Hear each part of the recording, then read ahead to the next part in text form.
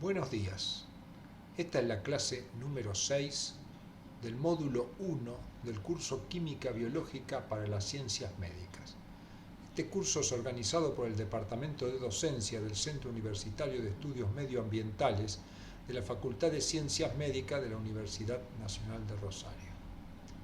En esta clase veremos estructura atómica, propiedades de los átomos y enlace químico. Dentro de los contenidos de la clase repasaremos algunos conceptos de estructura atómica, veremos configuración electrónica, algunos conceptos adicionales a lo ya introducido sobre tabla teórica, sobre tabla periódica, carga nuclear y radioatómico.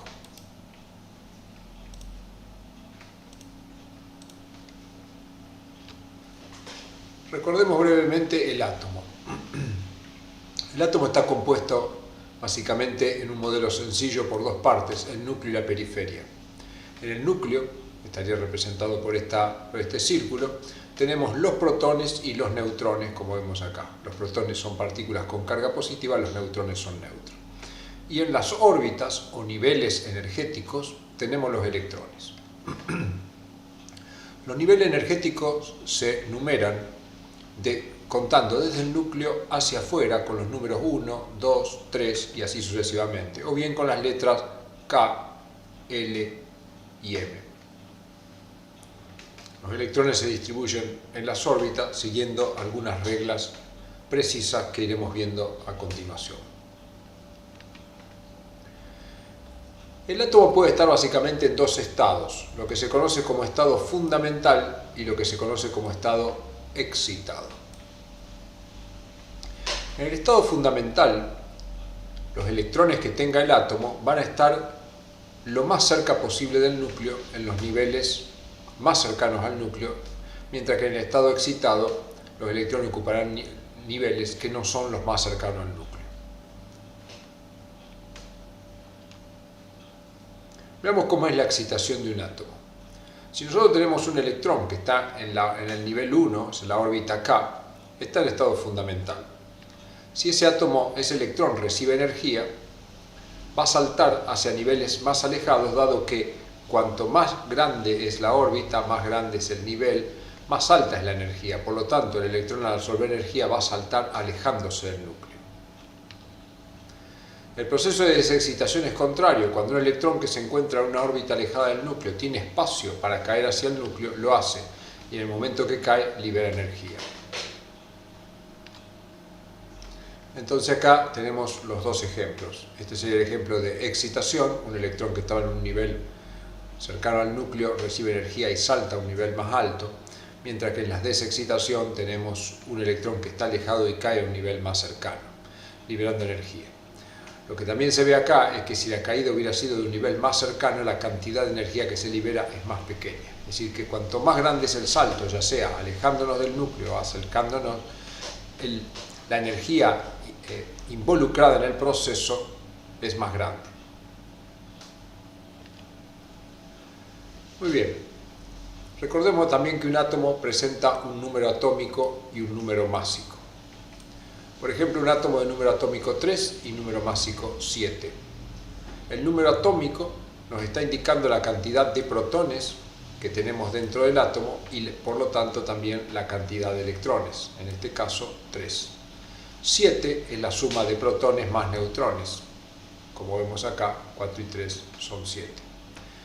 El número Z nos indica la cantidad de protones y la de electrones, porque el átomo tiene exactamente la misma cantidad de electrones que protones, y por eso se trata de un átomo neutro. Ahora, si agregáramos un electrón, como podemos ver acá, que respecto al anterior le hemos agregado un electrón, si bien quedó con 3 protones, ahora va a tener 4 electrones y por lo tanto va a tener una carga negativa y el átomo deja de ser neutro para transformarse en un anión.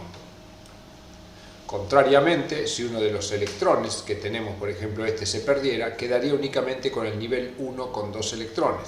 Como la cantidad de protones sigue siendo constante, tendríamos una carga positiva de más con respecto a las dos negativas y el átomo deja de ser neutro nuevamente para transformarse ahora en un catión. Cationes y aniones son átomos que tienen carga y en conjunto se conocen como iones. Los procesos que transforman átomos neutros en iones se denomina ionización. Centrémonos ahora en un electrón. El electrón es una partícula con carga negativa que se encuentra en los niveles energéticos. El electrón es una partícula que puede tener un sentido de giro para un lado o para el otro. Cuando gira para un lado tiene lo que se llama un spin, que se representa por un vector, que si gira para el otro lado tiene el spin contrario. Por lo tanto, para la explicación que viene posteriormente, representaremos con una flecha para arriba o para abajo a un electrón que gira, que tiene un spin o el contrario. Centremos nuevamente en la estructura del átomo. Acá tenemos el núcleo y estos son los niveles. Veamos esta parte ampliada. Acá tendríamos el nivel 1, el 2 y el 3. Lo he representado acá con una línea nivel 1, nivel 2 o nivel 3, o lo mismo decir K, L y M. Cada nivel energético, en este caso de los tres que hemos representado, tiene subniveles. En el nivel 1 tenemos un solo subnivel, que es el subnivel S, que a su vez tiene un solo compartimiento u orbital. Cuando pasamos al nivel 2, tengo dos subniveles, uno que se llama S y uno de un poco más de energía que se llama P. La cantidad de orbitales en el S siempre es 1, pero en el P la cantidad de orbitales es 3. Veamos un poco más en detalle agregando un tercer nivel. Tenemos niveles energéticos. Cada nivel energético tiene subniveles en igual número que el número de nivel. Es decir, en el nivel 1 tengo solo el subnivel S. En el nivel 2 tengo el S y el P, como podemos ver acá. Y en el nivel 3 tengo el S, el P y se agrega un nuevo subnivel que es el D. Es decir, que la cantidad de subniveles que hay dentro de cada nivel es igual al número que está indicando el nivel. A su vez, cada subnivel, es decir, el S, el P, el D o los que sean, tienen orbitales, están divididos en compartimientos y son la sucesión de números impares a partir de 1. El subnivel S tiene 1, el subnivel P tiene 3 y el subnivel D tiene 5. Allí se van a ir ubicando los electrones. ¿Cómo se ubican los electrones? Siguen básicamente tres reglas que vamos a ver luego con un ejemplo. En primer lugar, los electrones entran primero en los niveles de menor energía. Quiere decir que primero se va a llenar este nivel, luego se va a llenar este subnivel, luego este y este sucesivamente. Esa es la regla de mínima energía.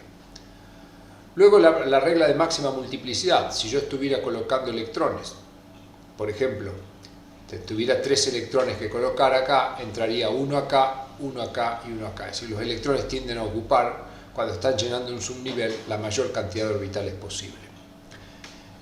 Y el principio de exclusión, que es el principio que dice que cuando un orbital tiene un electrón, el otro tiene que tener el spin contrario. O dicho de otra manera, en un orbital no pueden entrar más de 2 electrones.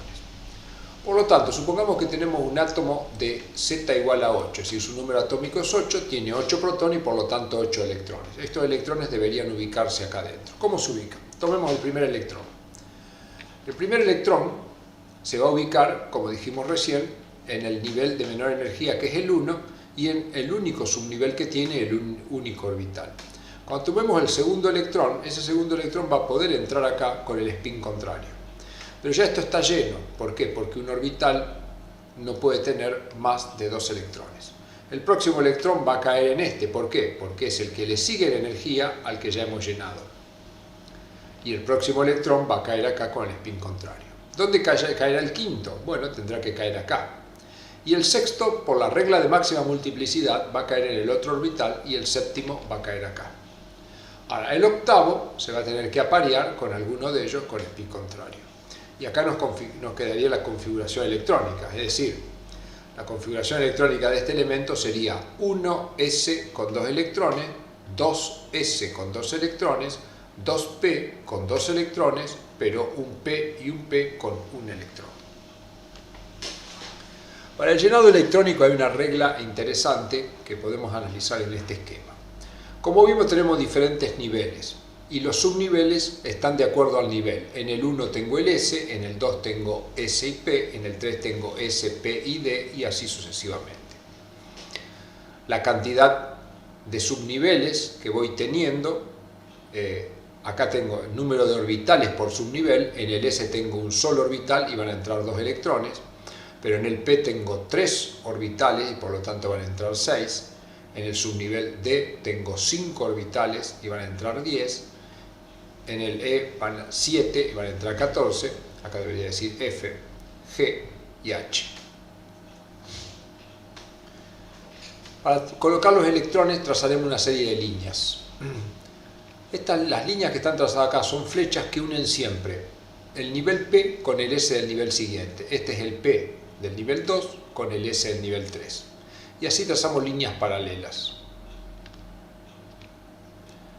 Y en las primeras simplemente van al S porque no hay otro P. Entonces, para el llenado electrónico lo que hacemos es seguir esta línea, es decir, tomamos la primera flecha y vamos hasta el final. Luego que terminamos ahí, vamos a esta flecha, si una vez de acá, iríamos acá, tomamos esta flecha, luego de acá vamos a la punta, tomamos la otra flecha, vamos a la punta, tomamos esta flecha hasta acá, luego volveríamos acá arriba. Y de esa manera vamos a ir colocando los electrones. Veámoslo en un ejemplo. Supongamos que tengo el hierro que tiene 26 electrones. Voy a seguir esta regla que teníamos acá. Y acá me queda la configuración electrónica. Vamos a ver de dónde salió. Tomo esta primer flecha. Vengo acá, esto es el 1s. Entonces acá tengo 1s. ¿Cuántos electrones entran ahí? 2. Como se terminó la flecha, voy a volver a este punto y voy a recorrer la flecha hasta encontrarme con el subnivel que tenga que llenar. ¿Cuál es? El 2s. Entonces acá tengo el 2s en el que entran 2 electrones. Luego voy, tomo la flecha nuevamente de acá. ¿Con quién me encuentro? Me encuentro con el nivel 2p. El p, como vimos, tiene 3 orbitales y por lo tanto entran 6 electrones. Por lo tanto, cuando esté en el nivel p me va a quedar 3 orbitales p, cada uno de ellos con 2 electrones. Terminados con el P, paso al S, pero es el S del nivel 3, por lo tanto acá pongo 3S donde van a entrar 2 electrones.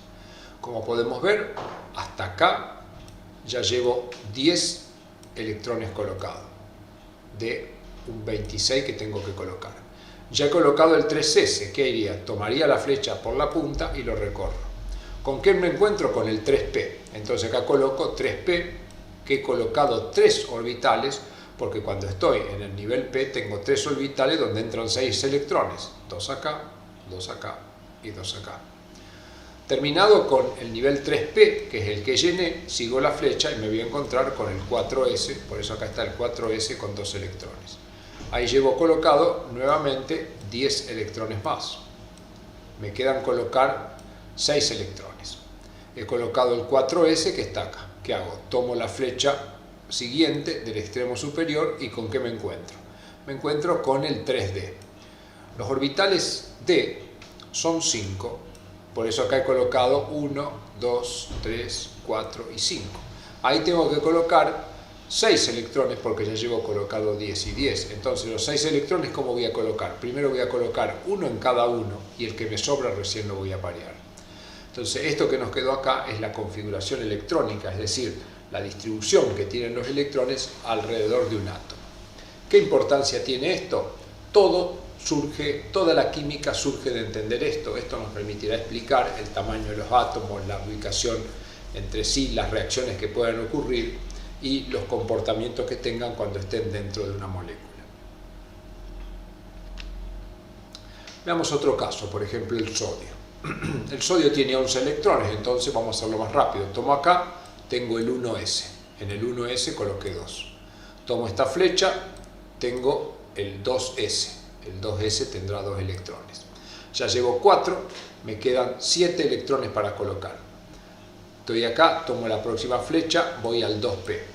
En el 2p van 2 electrones por cada uno, entonces ya me queda lleno con 6. Y me está sobrando un electrón que va a ir a parar, si sigo la flecha, al 3s, por eso acá en el 3s1 tengo un solo electrón. Entonces esta es la configuración del sodio, distribuida con las reglas que conocemos. Bueno, esta es la tabla periódica de los elementos, hay miles de representaciones, esta es la que está publicada en este sitio y tiene bastante información. Vamos a simplificar esta tabla a un diseño nuestro tomando únicamente una parte de la tabla. Lo único que hemos representado en cada cuadrado es el símbolo y Z. Por ejemplo, acá tenemos el hidrógeno, la H y el Z1.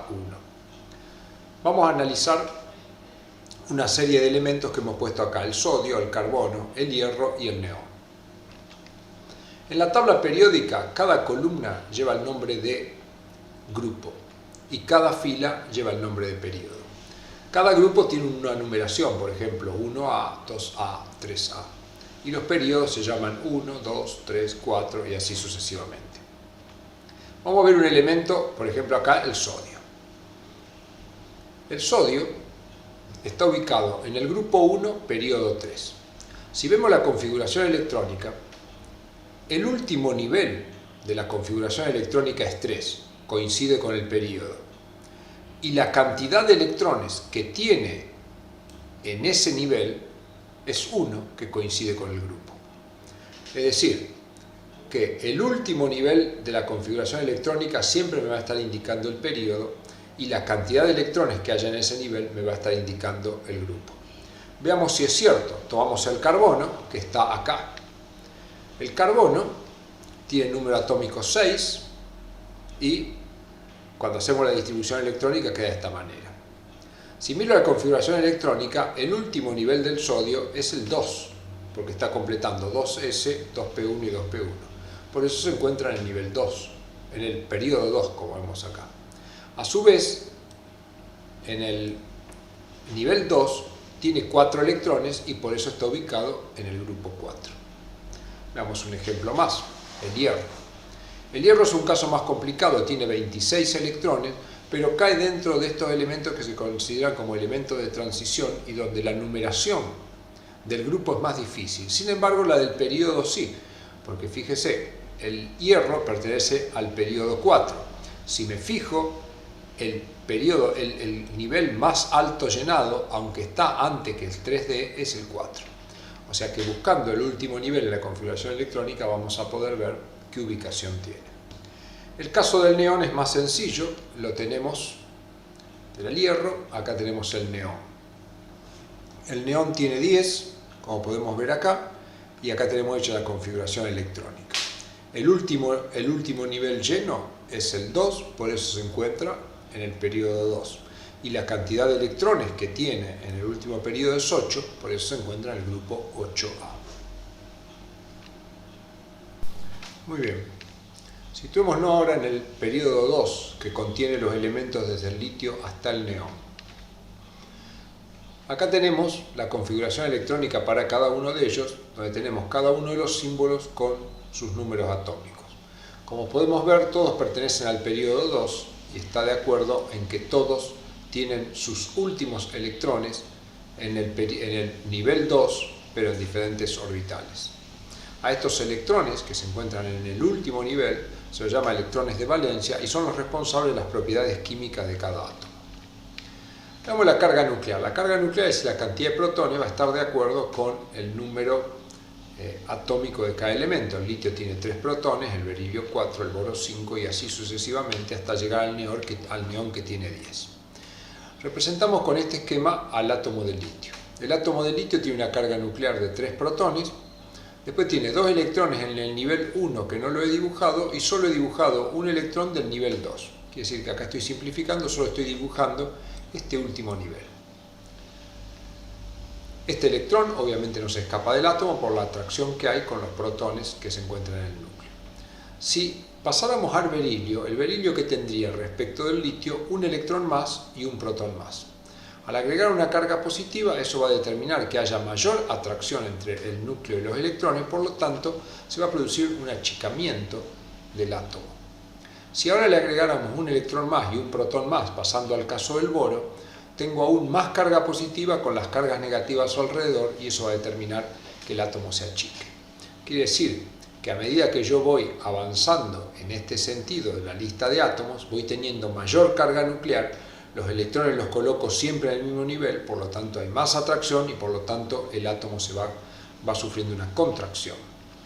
Si analizamos eso en la tabla periódica, analizamos recién un período, es decir, analizamos el periodo 2, lo que vemos es que a lo largo de un periodo la carga nuclear va aumentando, sencillamente porque tiene mayor cantidad de protones, como dijimos recién, 3, 4, 5, 6, 7, 8, 9, 10, y en todos los periodos pasa igual.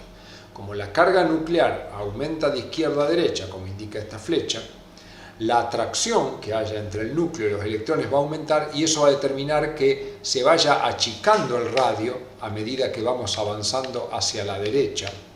¿Por qué? Porque hay una mayor atracción por la mayor cantidad de protones que hay en el núcleo con respecto a los electrones. Por lo tanto, decimos que el radio atómico en un periodo aumenta hacia la izquierda. Situémonos ahora en un grupo y tomemos los elementos hidrógeno, litio y sodio, que son los tres primeros elementos del grupo 1. Acá el hidrógeno tiene un protón porque tiene el número atómico 1 y tiene un solo electrón que va a estar en el nivel 1, como indica acá. Cuando pasamos al litio, el litio tiene 3 protones, pero su electrón, el último electrón está en el nivel 2, que el nivel 2 está más alejado del núcleo. Cuando pasamos al sodio, el nivel 1 y el nivel 2 están llenos y tenemos un electrón en el nivel 3 que hemos representado acá, que es más grande que los otros niveles. A pesar de que tiene 11 protones, la atracción no es lo suficientemente grande por la lejanía que está el electrón. Entonces lo que podemos ver es que a medida que nos va aumentando el número atómico, vamos teniendo siempre un nivel más ocupado. Acá tenemos el nivel 1, acá tenemos el nivel 2 y acá tenemos el nivel 3. Lo que determina que a mayor número atómico tengamos un radio mayor. De esto estamos hablando en un grupo. Entonces, en un grupo, la carga nuclear aumenta en este sentido. Acá tenemos una carga nuclear de 1, una carga nuclear de 3 y una carga nuclear de 11. Y los electrones van llenando cada vez niveles mayores, porque en el nivel 1 teníamos, en el grupo 1, en el periodo 1 teníamos el nivel 1, en el periodo 2 el nivel 2 y en el periodo 3 el nivel 3. Por lo tanto, lo que vamos viendo es que cuando pasamos del hidrógeno al litio, el radio aumenta, y cuando pasamos del litio al sodio aumenta, y al potasio sería mayor. Por lo tanto, en un grupo lo que vemos es que la carga nuclear aumenta de arriba a abajo y el radio atómico también aumenta desde arriba hacia abajo. Los contenidos de la clase de hoy son continuación de las propiedades periódicas, electronegatividad y potencial de ionización, y veremos principios de cómo se establece un enlace químico de tipo iónico y covalente, las diferencias entre un enlace simple, doble y triple, y cómo se forman, cuál es su origen, y luego conceptos sobre polaridad de enlaces y polaridad de moléculas. Un breve repaso de la clase anterior. Hemos visto que un átomo está caracterizado básicamente por su número atómico y su número másico. Por ejemplo, si tenemos un átomo de Z igual a 3, esto nos está indicando que tiene 3 protones y 3 electrones.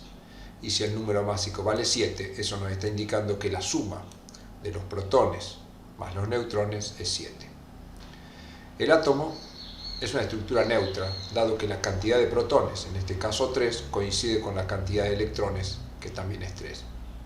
Si el átomo ganara un electrón que entraría en sus órbitas, se dice que se reduce y por lo tanto aumenta su cantidad de cargas negativas, quedando en este caso con 4 cargas negativas contra 3 positivas, la estructura tendría una carga negativa neta y se transforma en lo que se llama un anión.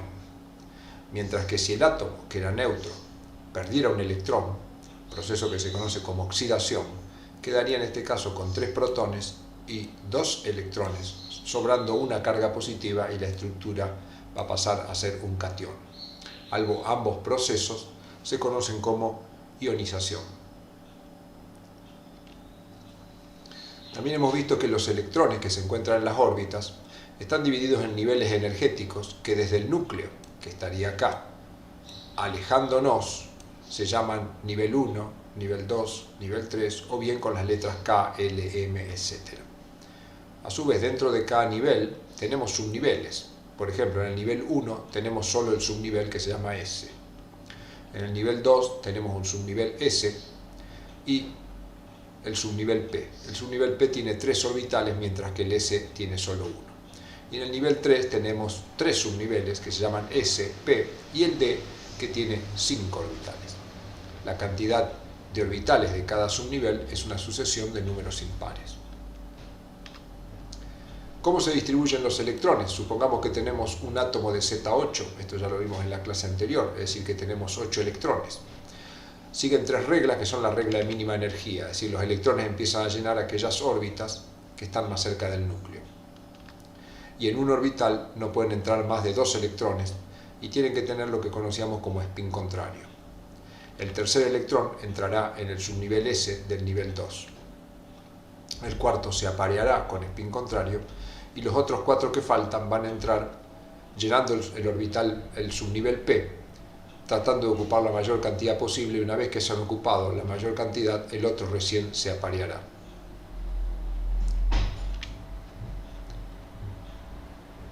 Vimos que para el llenado electrónico podíamos utilizar una regla en la cual, siguiendo estas flechas, nos iba indicando qué subniveles se van llenando de cada nivel.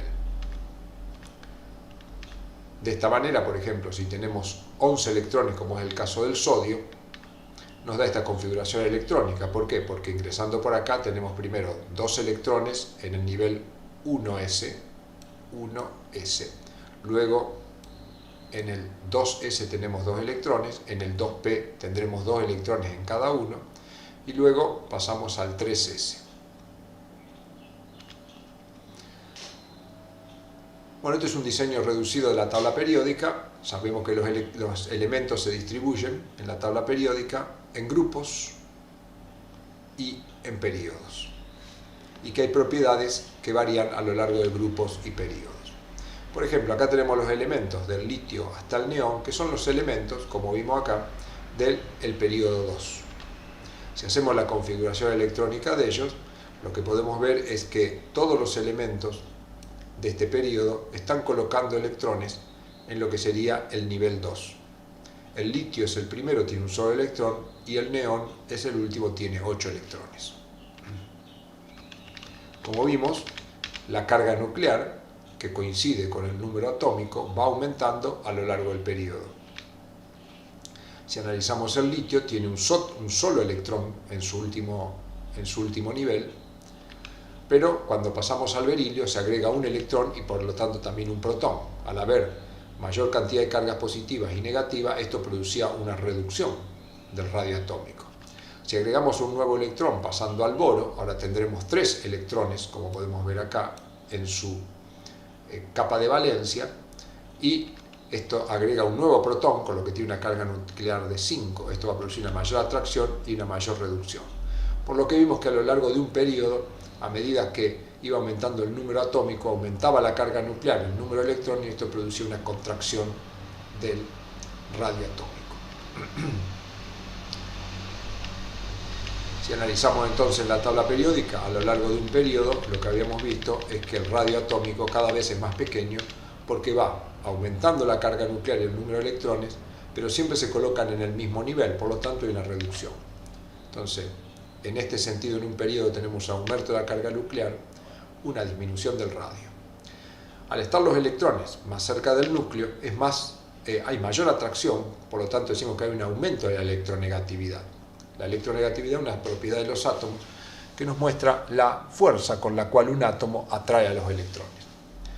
Como consecuencia de que mayor es la atracción de electrones a medida que nos movemos hacia la derecha en un periodo, también es más difícil sacárselo, y por lo tanto hay un aumento de la energía necesaria para sacar un electrón, que se conoce como aumento, como se llama potencial de ionización, y tenemos un aumento del potencial de ionización a medida que vamos hacia la derecha, ya que los electrones están más cerca de las cargas positivas del núcleo. ¿Qué pasa en un periodo? Por ejemplo, si analizamos en un grupo, analizamos el grupo 1, el hidrógeno, el litio y el sodio. Acá tenemos el hidrógeno, el litio y el sodio. Lo que podemos ver es que el hidrógeno tiene electrones en el nivel 1, el litio en el 2 y el sodio en el 3. Acá los tenemos dibujados. Cada vez, a medida que vamos bajando en un grupo, mayor es la carga nuclear, pero el electrón se está colocando más lejos porque estamos en un nivel mayor. Por lo tanto, lo que vemos es que en un grupo, a medida que aumenta la carga nuclear, el radio es más grande. Tiene una carga nuclear de 1, 3 y 11, pero el electrón de valencia está cada vez más alejado. Veamos entonces en la tabla periódica. En un grupo lo que vemos es, a medida que vamos aumentando el número atómico, cada vez tenemos un radio más grande. Es decir, aumenta la carga nuclear a medida que vamos de arriba a abajo, pero aumenta el radio atómico. Por lo tanto, los electrones van a ser menos retenidos por porque están más lejos del núcleo. Por lo tanto, la electronegatividad en un grupo disminuye hacia abajo. Como los electrones son menos retenidos al estar más alejados del núcleo, es más fácil sacarlo y por lo tanto hay una disminución del potencial de ionización a medida que vamos hacia abajo. Es decir, es más fácil sacar un electrón al potasio que sacárselo al litio o al hidrógeno. Acá volvemos a ver las configuraciones electrónicas de los elementos del período 2. En el caso del neón, que es el último elemento que se conoce como un gas noble, lo que podemos ver es que en su último nivel tiene 8 electrones. Y esta configuración de 8 electrones es extremadamente estable.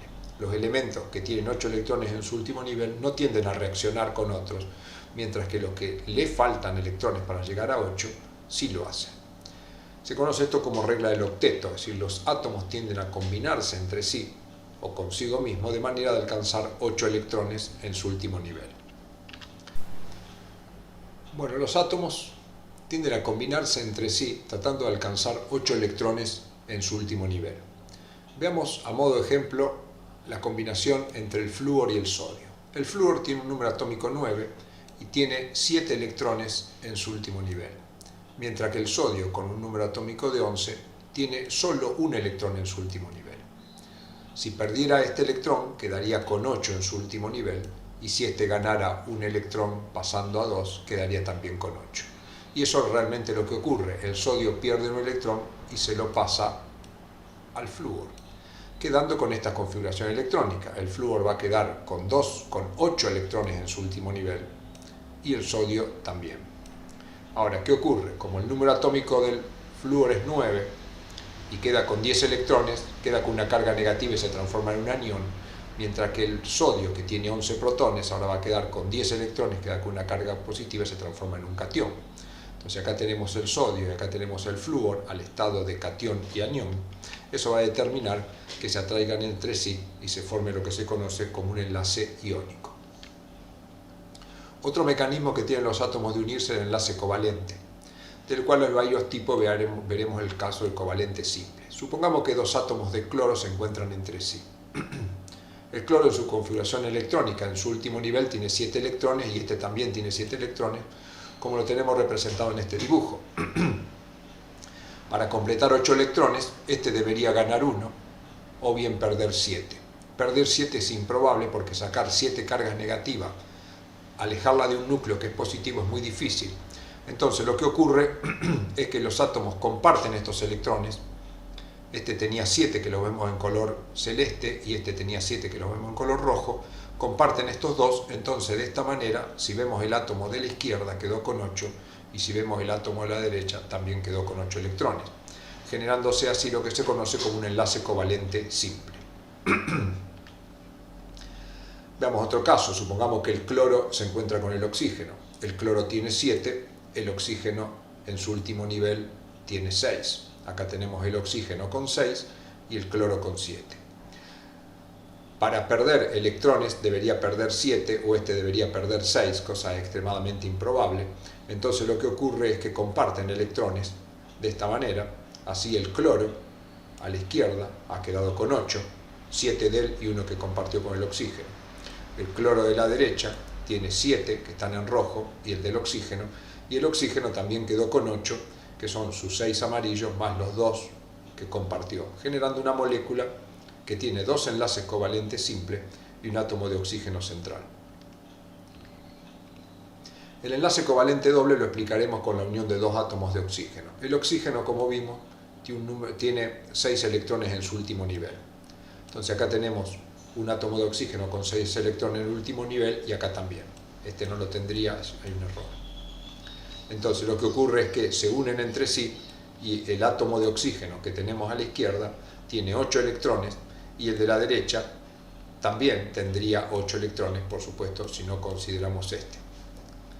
Entonces, la molécula de oxígeno queda representada por la compartición de 2 pares de electrones, lo que se consideran 2 enlaces covalentes, por lo tanto se llama un enlace covalente doble.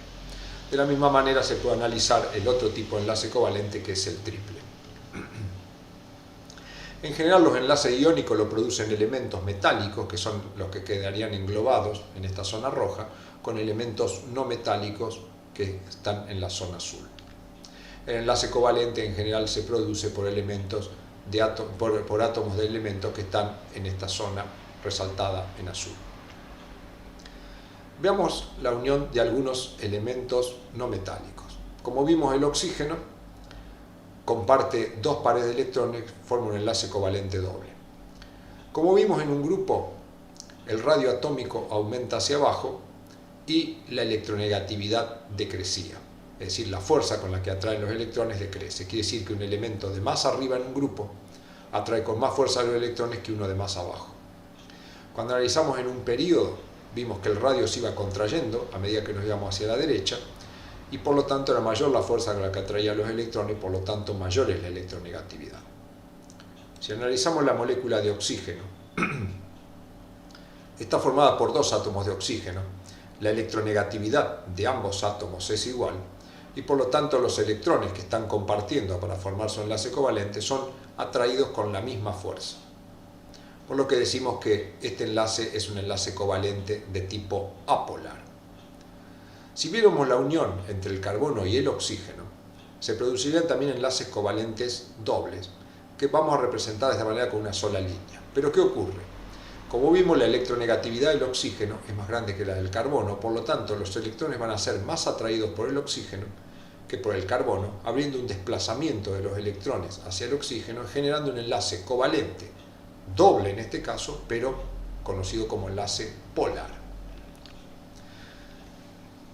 Veamos cómo afectan los enlaces covalentes polares a una molécula. En este caso, como vimos recién, podríamos dibujarlo de 2 maneras, y esto lo estudiaremos en clases posteriores. Sabemos que si los átomos que se unen de manera covalente son distintos, el enlace es polar. ¿Por qué? Porque los átomos distintos tienen distinta electronegatividad. En este caso el oxígeno tiene más atracción de electrones, por lo tanto los electrones se van a desplazar hacia el lado del oxígeno acá y acá, como lo indica la flecha.